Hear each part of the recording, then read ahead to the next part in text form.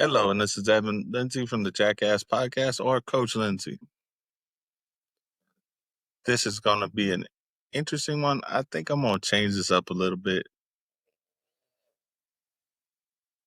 I don't know if I'm just not clicking with y'all yet, and I'm not really,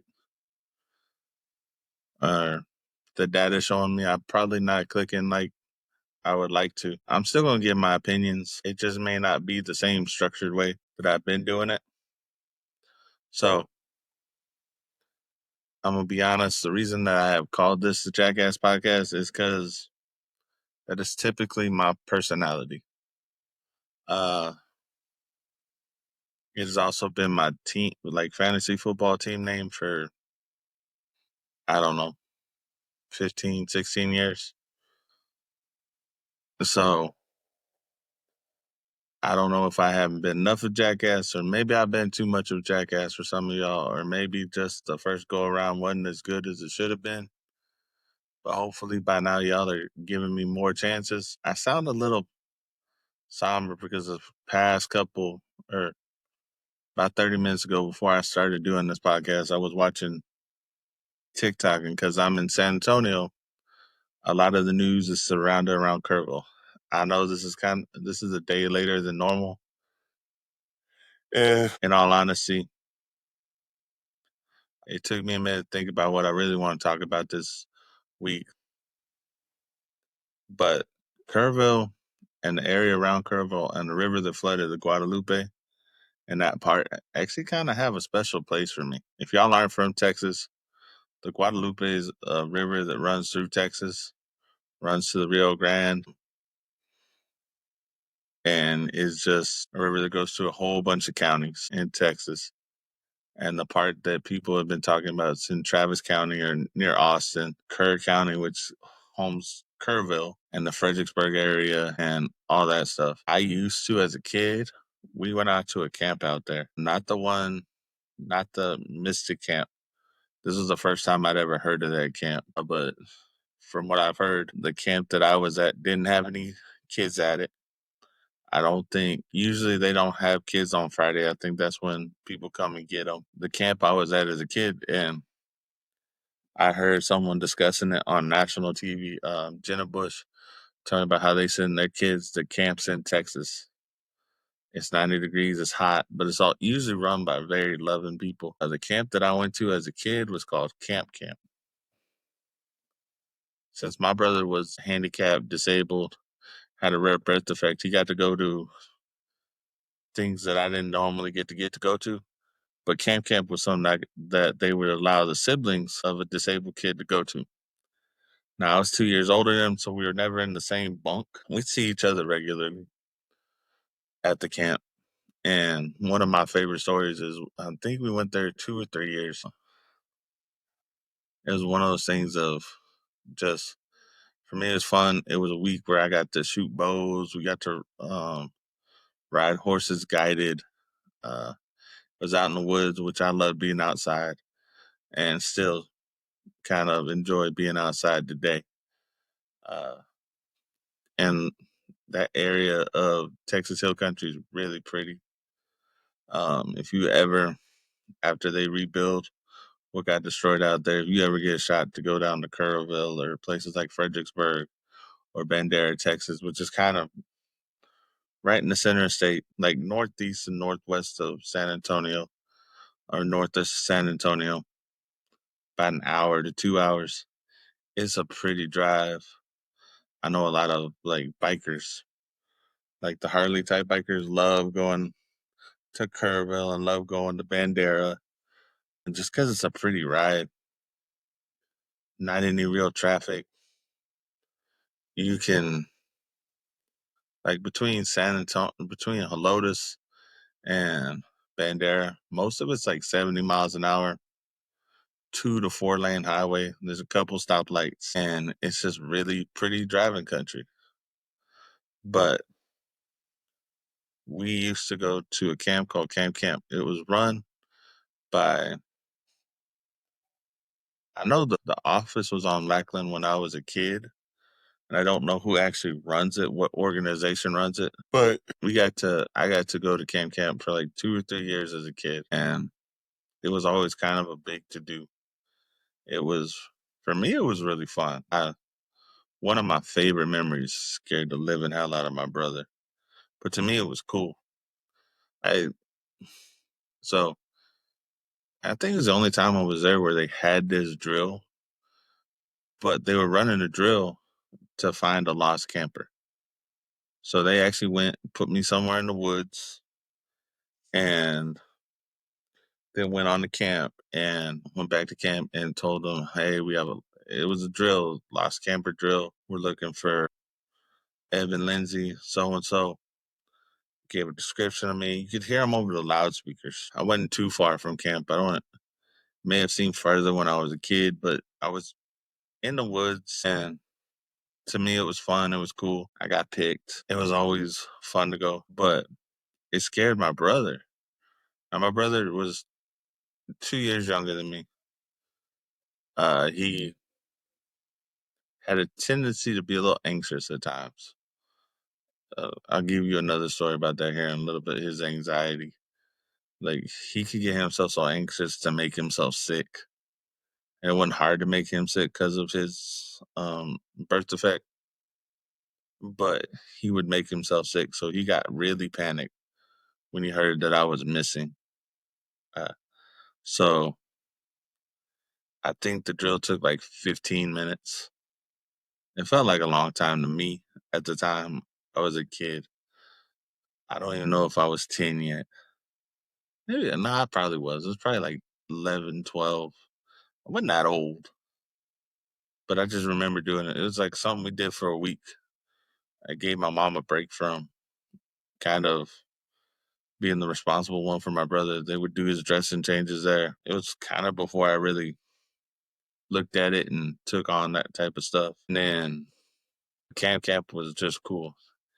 I think the part where they had stuff on the river, like where they had the canoes and probably some of the docks, and there's some other stuff. Maybe they've added stuff. It's been nearly 30 years since I've been out there. So, but it has been interesting to hear about Kerrville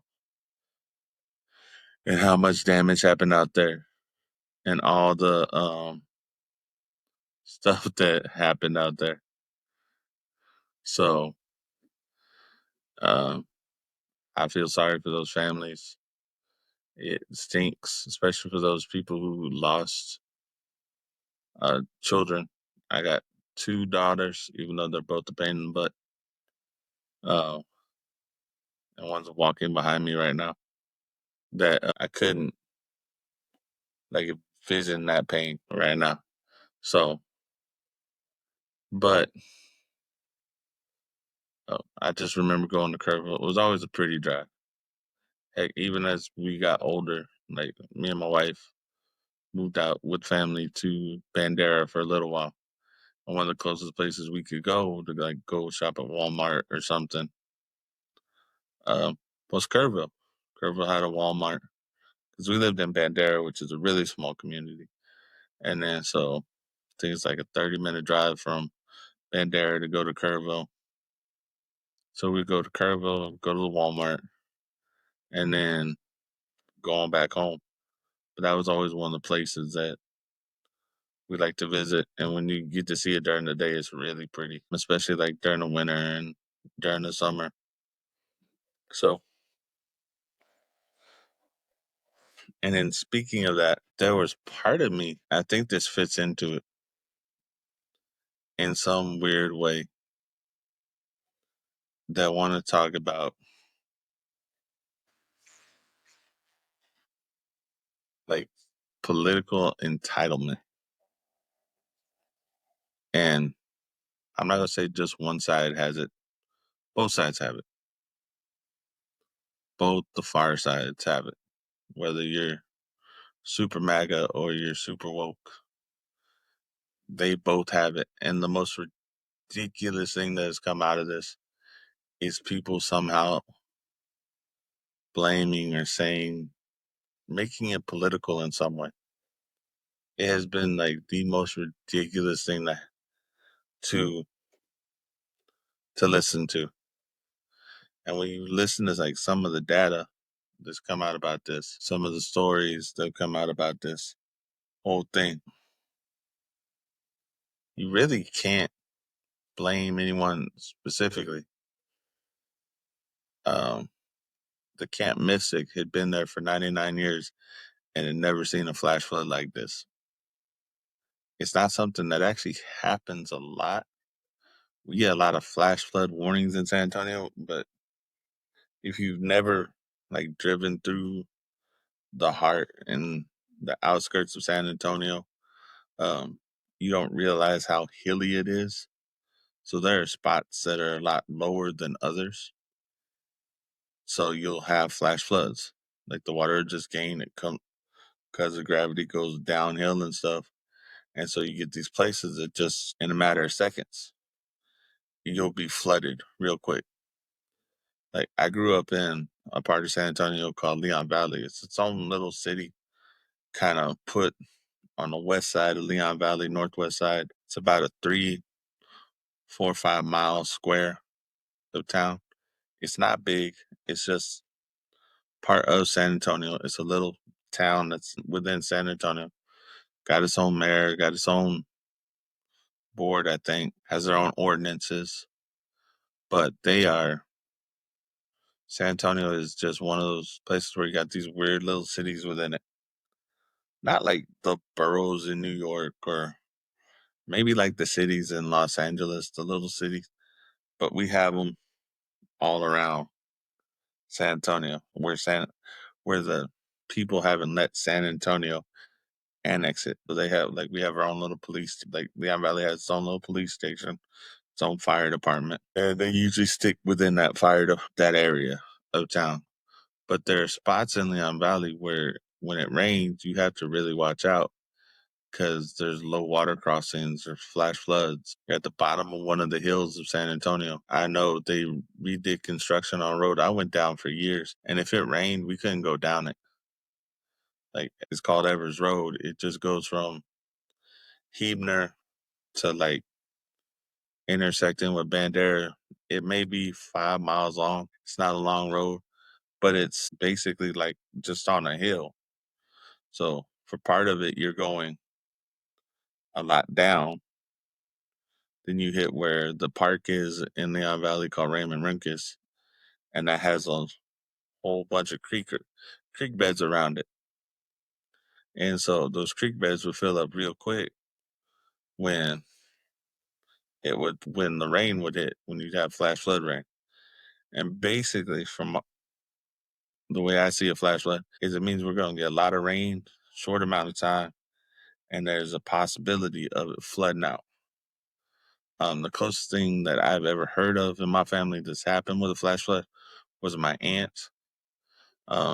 She used to work at the building for USAA here, and I think she was going down USAA Boulevard, which is just a little road that cuts around, and started raining really hard. She got caught in a flash flood. It like hit like that. Ended up losing the car she was in. She said it came so quick, like it had gotten like lunch from Saltgrass or something. So she had bought some extra cheesecakes to take back home, and the cheesecakes were floating. So if you live in South Central Texas in the Hill Country area, which is kind of where Kerrville is, San Antonio is, I don't think Austin is, but it's kind of like there's a corridor, probably 100, 200 miles wide, little bit of spot that's called the Hill Country. And just when it rains, you have to watch out. I remember, I don't remember if I had to call in. Um, if I had to if I had to call and say I wasn't going to go to work.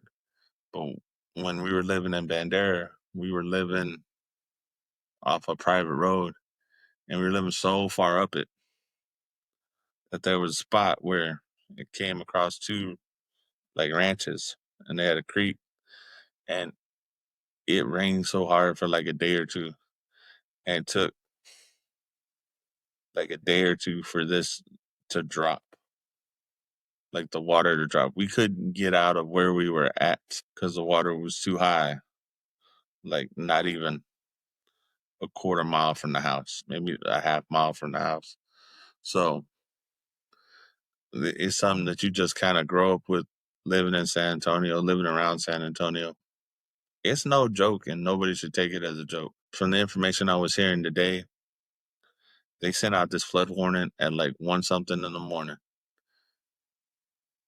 No excuses. Like, a lot of us ignore that stuff, but I feel sorry for those people seeing like houses float down the river. And I've seen it in videos, and I felt sorry for people. Like what happened in Tennessee off the Mississippi or anywhere off the Mississippi. Man, that stuff sucks. It's pretty to live there, but unfortunately, it's a risk because it's a natural thing that's going to happen every once in a while. That was just kind of one of the things I want to talk about today, was just the stuff that happened in Kerrville. Like I said, pretty little town. I love going up there. I haven't been up there in a while, but I need to go back. Probably give them some time to rebuild some stuff. Like I said, Guadalupe is a pretty river. I have memories going canoeing at camp off of it. I think on the other side of town. No, that was the Frio River. It wasn't the Guadalupe. But there are spots like when you go through New Braunfels and San Marcos, where you cross the Guadalupe, and it's not nearly as big as the Mississippi, but it's decent size with river. So it's something that everybody's got to be cautious about. Uh, Now, as far as kind of like, I have found something that has become very annoying and present in my life, and listen to people. And in how people kind of view things now. There's a lot of people who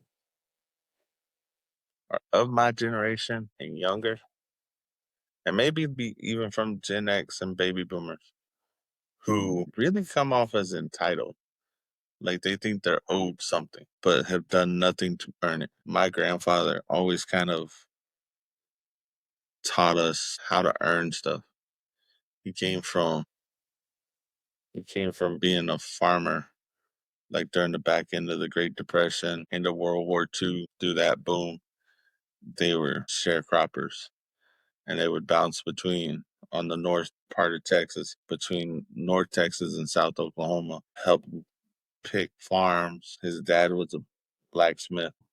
So, and they would just move every couple of years between North Texas and Southern Oklahoma. So you see hear all sorts of stories about that. But I'll give an example. So my grandfather always kind of taught me through just example of, like, we had a family friend he had a friend who was a friend of the family that owned a ranch out west of San Antonio, an hour west. And every time we went out there, I don't care if it was middle of summer, fall, spring, whatever. First thing you do is find out some stuff that needed to be handled around the ranch. I'd kind of get volunteered to come help them. Now, it may only be a couple hours work, but it was always something we did. Whether maybe it was going chopping down some trees to get firewood for a barbecue or something we were going to do. Maybe it was going helping fixing fence posts and blinds. Maybe it was going making sure all the cattle was fed. There was always something to do. Fix something up around the house, fix something that just needed to be fixed. Go look at the tractor, or one of the piece of farm equipment, not farm equipment, but like ranch managing equipment he would have out there. Go burning the stuff in the burn pit. That ranch was like a 10-foot deep thing, about 20-foot wide or 20 foot in circumference. So it had a lot of space in it.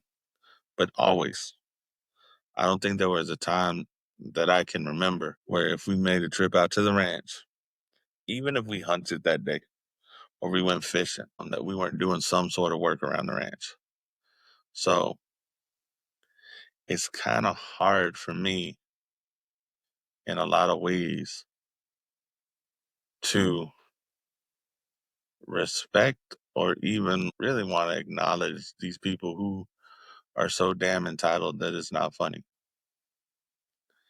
And like I said, I don't care which political view it is. I don't care if it's the so right wing that we're entitled because we're rich or we got daddy's money, or if it's the so left wing, we're entitled because you have to respect us because we say you have to respect this group because we're going to tell you that you have to accept everybody, but we don't accept everybody because we're the ones that are kind of we're the ones that don't really um know what we want you to accept because we keep changing the marker. You just have to be constantly up with us and know exactly what we're saying.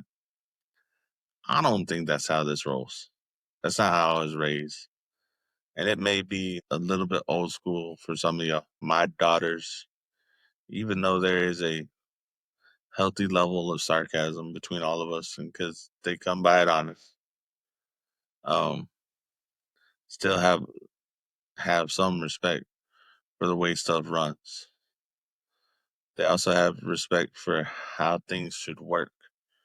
It has been one of the more interesting things to see my oldest start working and listening to her complain about how coworkers don't do stuff. They don't do the job. And seeing how much she's like me and her mom and that she wants to get the job done right and not really slack off on it. And do the job that you're supposed to be doing. That's the one you're getting paid for. So I kind of I like that. There's also, but there seems to be this entitlement that we have to blame someone else for stuff that we've probably done. And in a lot of ways, the way this, I guess, politics has gone and the way people hate on each other is because the people in the middle don't say anything. And I'll be honest, that's kind of one of the reasons I did this podcast. It's because I am middle of the road in a lot of things. And we can disagree from here to kingdom come. We can think that what you're going to say, and you may have a point, but I don't have to agree with you. There's nothing. There's, whether it be a rule biblically, whether it be a rule in the government, whether it just be a rule of personality and my own conscious morale. I don't have to agree with you. We can agree to disagree. I grew up in a generation where we agreed to disagree. Not all my friends agree with what I think. I got friends who are far left and I got friends who are far right. And I usually stand in the middle and piss off both of them. Because I'm not just gonna, it's not that I don't have the conviction. I'm just not convicted in the same way you are. Because I don't think either side's 100% right. And I don't think anything that's ever come great in this country has ever been done by one side of the party, like by one party. There has to be a compromise. There has been a compromise since they did the Declaration of Independence. So if you look historically back, one of the most patriotic things to do is compromise to get what we all want. And that's one of those things that I think people have lost. They think they have to be right. They think that they are entitled to be right. That everything they say and comes out of their mouth is as blessed as what God said in the Bible. And I hate to tell a whole bunch of people, some of the bullshit you're spreading isn't that good. If we ain't friends and if you're coming up to me acting rude with me, then I'm going to tell you something. I'm going to be rude back. I may give you a little bit of grace for a second, but I'm not going to sit here and tolerate being disrespected just because you think you're entitled to this opinion and nobody, not a soul in the world, can convince you otherwise. then we can't have a conversation. And if this pisses you off, then I'm probably talking to you. And if you're listening to this podcast, thank you. But this is how I'm going to be. And it's sad that this is like the past few natural disasters have kind of been really politicized. And not even after the fact, during the disaster part of it. So whoever's politicizing, whether it was Trump supporters at one time and something, or it was Biden and woke supporters in another, the fact that you are politicizing a travesty at any level, like right off the jump,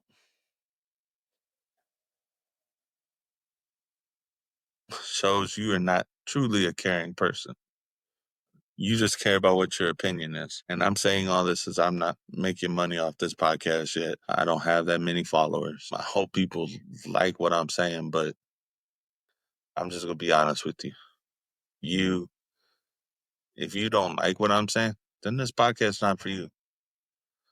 So I hope the people of Kerrville are doing well. I know that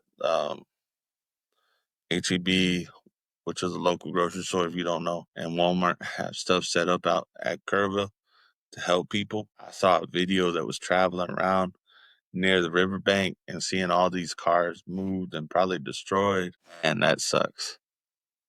Also seeing all these, like some houses just getting ripped off, like the foundation and traveling. I hope some of those people that happened to are fine. I have a feeling that there's probably not a lot of like cell service out there right now. There's probably some towers that went down, and I just hope everybody's doing fine. So that's all I really have to say on it. For those of you who have been trying to politicize this, please grow up. Please stop. There are times where politics and should never really be the first thing that comes to mind when you see a tragedy. So now I'm going to keep going on my entitlement track because I have a feeling I'm going to be dealing with some of it this school year. Texas, like a couple other states, has decided to, as a law or as a code, ban cell phones from school. I don't know how we're going to do this as a district.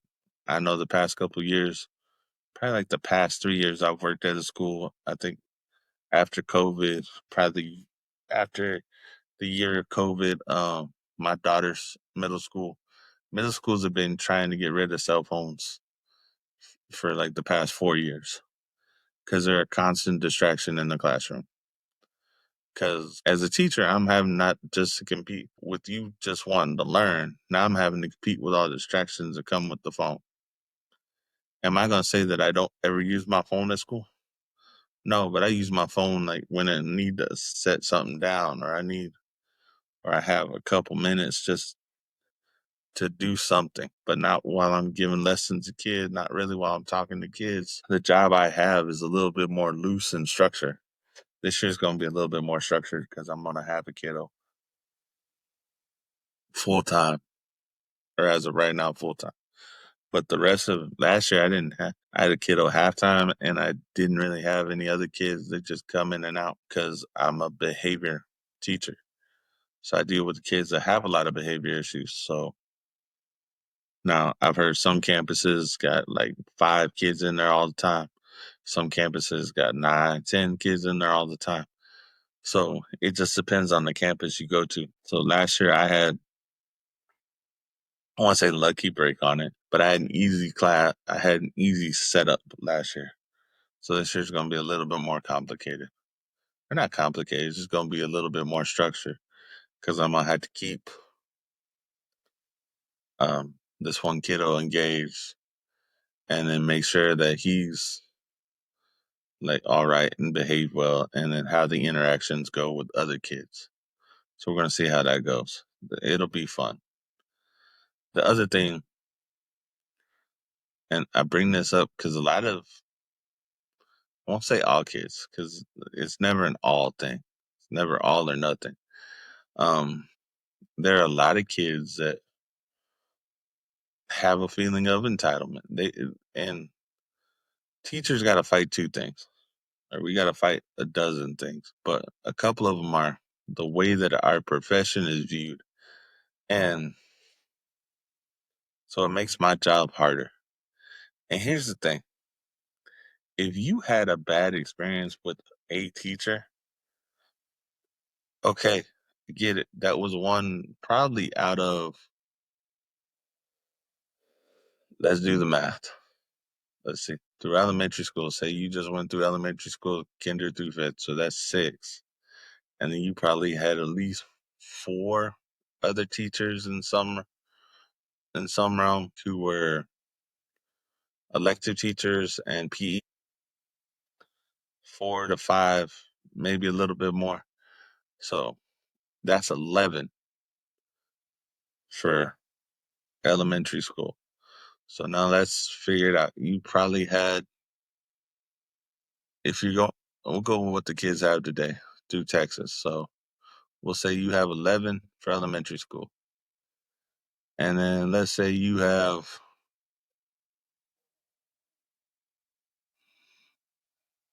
7 teachers a year for your 6th and 7th grade year. So that would be another 14. And then 8 for your 8th grade year because we do block scheduling for 6th and 7th for English.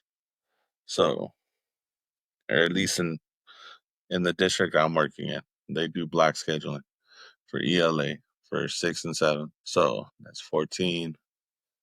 And then that's 22, 22 different teachers. And this is you not transferring classes or anything like this. It's just 22 different teachers. So there's 33 through your first 9 years of school. And then you say high school, you get another probably 28 because you're getting 7 because you have 1 period of lunch and then you get 7 class periods to do work. So, and there's probably more if you're in athletics and you get like, if you're in football athletics, you get like 10 coaches and there's so much different things, maybe 2 or 3 teachers for band if you're in band, who knows, but we'll say at a minimum 50, 61 teachers throughout your throughout your education from like from and this is at bare minimum because there are some classes where you have 2 teachers or some classes where you'll have, like I said, a bunch of coaches and they're all together and they all have an effect on you in some way or another. So there, so entitlement where you have maybe 1, 2 bad teachers out of 60, about 10%, which sounds about right. Maybe not even, no, that's not even 10%. That's like 2 or 3%. Uh, we'll say 10% of them are bad. So like 6 of those teachers are bad. And that's what y'all remember. You didn't get along with 6 teachers through school. There is so much more to teaching than just what you remember as a kid. And we disrespect this profession. It's not like your teachers, for the most part, aren't going to school to be a teacher. Just like you go to school to be anything when you want to go to college and you decide, I'm going to be a business major or I'm going to be a doctor. There's a whole bunch of theories you learn. And you take those theories and put them in your tool belt and you figure out which one works for you best and how your interactions work with you and the students best. I don't think I'm ever going to be like fully remembered as a great teacher. I don't think. I know kids usually remember me positively, the ones that I've had before. Like, I usually have positive interactions after it. And this was even when I was like an IA for ISS. So I've had kids come up to me and people come up to me, oh, you were so and so over here. And I had no clue who the hell they were. But as a teacher, I do remember some of my kids. Like, so I spent 5 years at one middle school. Last year, I transferred to a middle school, to a different one, and since I'm also a coach, like, I spent this summer doing strength and conditioning camp, and so I have, like, 2 of my students from that other school that I coached 2 years previous who are now students at the high school I'm attached to, which wasn't the one that they were really scheduled to go to. So I get to see them and see how much they've changed. And that's a cool experience. But they remember me, and like it's not like they're scared of me or anything, but it's just like we've already built that relationship and other kids get to see it. Like my kids from last year who come out to this camp, we're building even more of a relationship. Um, Even kids that I worked with last year at the camp, uh, I always got this last year, which I take some pride in, is that they want me, that the kids want me around them. Like I know there were a couple who were always, it's never like the full team, but there's a few that when you get to know them, oh, coach, where you been at? Well, I'm at the middle school. So I come out for your games and stuff. Oh, okay, coach, da da da da da. All right, cool. And that's what we do. That's what teachers do. My job is to build relationship with your kids to make them feel safe, where they can come talk to me if they need to and listen to me to learn. But they have to be focused on learning. And a lot of these kids forget or maybe have never heard the quote. And I heard it last year for the first time and I just loved it. The magic you're wishing for is in the work you won't do. Um, so a lot of these kids are wishing for something to magically happen. They think it's just gonna magically happen, but they ain't putting the work in to do it. So of course these kids are struggling. Of course these kids don't know what the hell, like they don't have a full grasp of reality yet. Heck, my two don't. My two at home don't have a full grasp of reality yet. Um, which I'm kind of happy about because they didn't live the life that I got to live. I had a grasp of reality way too young. When you live with a brother who you're told from when you can remember, well, once he passed 3, and now it's kind of like every year's a gift for him. And it was, he lived 20 years past what he was supposed to. But I took on stuff that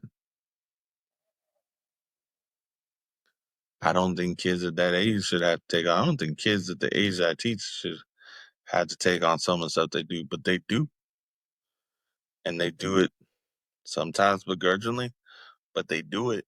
So I'm going to give them that. But it doesn't mean you come into school and feel entitled. My job is to teach you and give you information.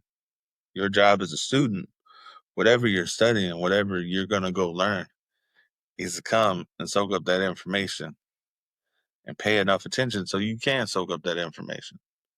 So the past,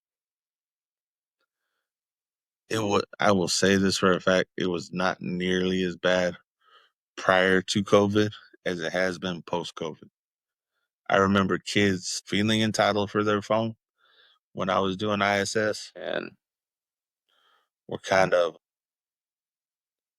like always like some of them, like a couple of them would always want their phone. They always had to be on it, but it wasn't as bad as it is now post COVID because we basically gave these kids, I won't say minimal education, but didn't have as much time to give them education during COVID and then afterwards when the district I'm in decided we're going to do part-time virtual, part-time in person. And if you want to come in person, you can, or you say virtual the whole year. On the year we came back from it, and then these kids have become entitled because they got entitled to having the Chromebook. Now they're playing video games on the Chromebook. Uh, we're always having to fight for attention somehow. If it's not the kid's phone, then we have to worry about them pulling out the Chromebook or the little laptop while we're giving a lesson so they can start doing something so they can entertain themselves. I tell the kids around me constantly, you need to learn to be bored. It's fine to be bored. You have to learn how to do it. Just like anything in life. Read a book, read an article. A lot of us get visual and audio stimulated from TikTok and Instagram, even like Facebook Reels and YouTube Shorts. I can go down that rabbit hole too, and I understand that. But for our students, we need to teach them that that's not just everything. And especially like the ones who are on social media, that has become crazy because that starts a lot more fights down than just when you were talking mess as a kid, like before cell phones. It starts a lot of shit that just never stops. So, excuse me. So, I think hopefully we can, with parents' help and grandparents' help and whoever's around the kids' help, get it back to where there's a healthy respect for teaching. Because this is a job that calls for me gaining 30 people's attention. If you've ever done presentations, even in front of adults, it's hard to get attention that way. It's hard to keep someone's attention. So that's why we're always trying to figure stuff out. And don't think that teachers are just waiting for the state or somebody else to tell them how to do their job. They're trying constantly to adjust to the students that they have and get those kids to learn. But the kid has to be willing to learn. So hopefully we'll see how this new law takes effect. We'll see how my district handles it. I don't think they've discussed it yet. I think in like the next 2 weeks they're gonna really discuss that stuff. So we'll see. The other thing we need to talk about, I'm gonna start talking about the teams I like more than just the basic news. And the Spurs. I'm I'm a Spurs fan. I'm a huge Spurs fan. I have been since the early David Robinson era, Sean Elliott, when they were making runs against the Rockets with Akeem and them, and against the Jazz with Karl Malone and John Stockton. I used to always love those teams. David Robinson was my favorite player as a kid. So like that's my team. And I have been boggled. And I'm hoping it's just rumors. All the rumors of the Spurs trying to get like a superstar. I don't think they need it. I think they need to develop this young core that they have, and they're going to make a couple more superstars out of it. Everybody's worried about the three guards that they have playing together. They got a lot of wing guys who are long and lengthy and who have probably to grow into their body a little bit more. Victor Wembanyama said, I think he was talking to Kevin Hart. Kevin Hart asked him how much muscle he or how much weight he'd gained. I think he said like 30 pounds of muscle. What I saw of him on that video, which was new, is he looks like he's more cut than he had been. So if that's 30 pounds worth on that frame, it may not look like much. At 7'4", that's a lot of frame to cover with muscle. So 30 pounds could probably doesn't look as much as you would think it is. I think they said like Yao Ming was like 340, and he didn't look as big as Shaq, but he was just taller and more massive. So I think that length, and I think he's trying to figure out how to stay healthy for a long time, being that height. So I think with Victor Wembanyama, Stephon Castle, De'Aaron Fox, Dylan Harper, Devin Vassell, Jeremy Sohan, Beasley, gonna come into his own probably a little bit. Um, wouldn't be surprised if the kid, what was his name, the second round pick, is on the roster. And I trust the Spurs to develop players, even now without Popovich there. I'm gonna trust who they picked. They've shown, like, yeah, before Popovich, they were going through coaches every couple of years, but since then, and since R.C. Buford, they have stuck with a coach for a long time who had a superstar player. And let's see how this works out. develop that young talent, figure out who you're going to be willing to pay, and then what you're going to put around the core of that talent.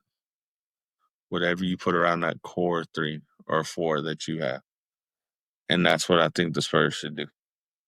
So that's like one of my strong opinions. And it has been annoying me for weeks that I keep seeing all this stuff out there about the all the stuff out there about them going and getting Giannis Antetokounmpo. And I'm not gonna say Antetokounmpo is not a really good player. I just don't think the Spurs need him to be successful for a long term stint. I don't think the Spurs are building to be successful just in the short term. I think that they're building to be successful in the long term. Let's have another 5 and 15 years. What would be the problem with that? Maybe 6 or 7. That would be nice. I think that would be cool. Is one don't sleep on the Spurs. They're like one of the highest winning percentage franchise in the NBA of all time. So they've always had really good teams and a couple down years here and there. They've had really, really good teams. Hopefully people stop thinking that the Spurs don't know what they're doing. So, and today for fantasy football, we're going to go over who I think are top 15 receivers because I think fantasy football is going, especially since a lot of people are doing PPR, which is points per reception. The receivers are as big as the running backs used to be.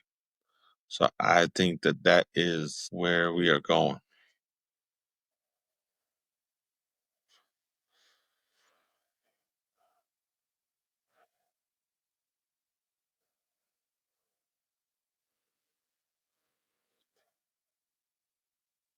Hmm. All right.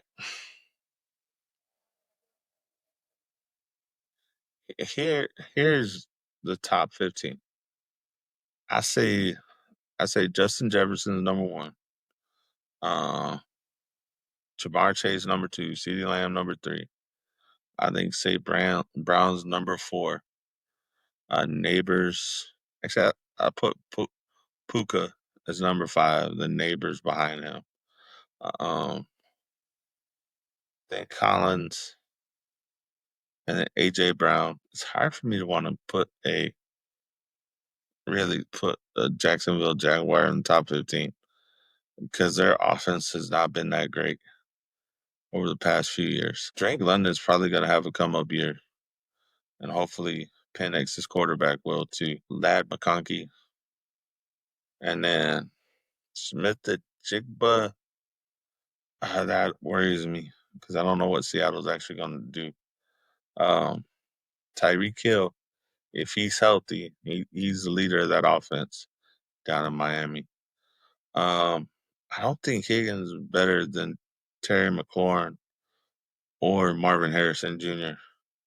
I think I'd have him that high, just because he's the number two receiver. Yeah, they say he's 1B, but he's probably going to be the one who gets the less amount of targets than Jamar Chase. Garrett Wilson, it'll be interesting to see with him and Fields how that goes. And then I can't ever sleep on Mike Evans. Mike Evans always puts up numbers. Not only is he an Aggie that I just love, but Mike Evans is just a really, really good player. So he will probably be a Hall of Fame receiver, and it'll be kind of cool to see. So that is my top 15 receivers. Uh, I think one day next week we'll talk tight ends. Um, don't think I'm gonna surprise you with how that's gonna look, but I really think that's my top 15. You can't get. I don't think. I think Justin Jefferson just makes his quarterback better because he can go get the ball. It's like having Randy Moss with a halfway decent quarterback. As long as the quarterback's halfway decent, he can get the ball. Just like when Megatron was in um, Detroit. The rest of that team sucked, but the connection between him and Matthew Stafford was great. So I think that's where we're going with this year. Uh, as far as entertainment goes, hopefully I get to go see the Jurassic Park movie in the theater. If not, I'll just wait for it to come out on TV or on one of the streaming services. I don't have to go out to the theater. Watching something like that's always cool in the theater. So I just hope that it didn't fall in Hollywood's woke thing and they screw up another franchise trying to be woke. So, and if y'all don't like me talking about woke being a bad thing, woke just means that you're ultra politically correct and you got your head up your ass and you don't care about anyone's feelings but your own, as far as I'm concerned. And so, if y'all don't like that, sorry. But I hope everybody has a good week. I hope there's been any tragedy around you, uh, that you persevere through it. Remember, there are always other people, even if the travesty was close or the tragedy was close, that do care about you, even if you haven't talked to them in a while. So, y'all have a good week, and I'll probably be posting something on Sunday. All right. Y'all have a good one. Bye.